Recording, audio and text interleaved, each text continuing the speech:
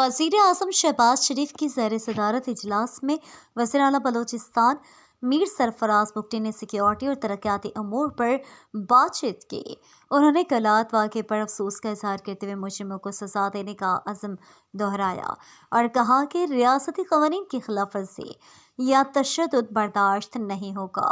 वज़ीर आला ने बलोचिस्तान में मेरिट पर भर्तियों को कामयाबी करार दिया और दुश्मन कुव्वतों की साजिशों से निपटने पर जोर दिया।